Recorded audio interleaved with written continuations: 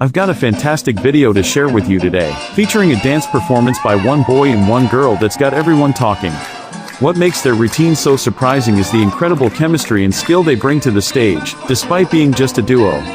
Their performance is packed with energy, precision, and a lot of heart, making it a must-watch for dance enthusiasts.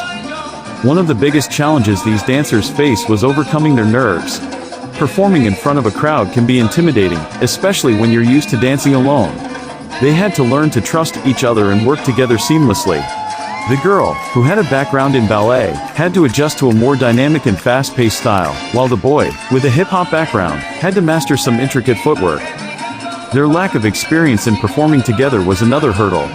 They only started training together a few months prior to their performance, and it shows just how much they were able to achieve in a short amount of time.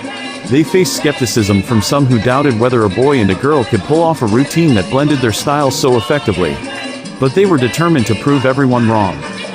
The dancers also had to overcome preconceived notions about their abilities. The boy was often told he wasn't flexible enough for dance, while the girl was considered too shy for stage performances. But they didn't let those doubts hold them back. Instead, they used them as motivation to push themselves and create something truly special.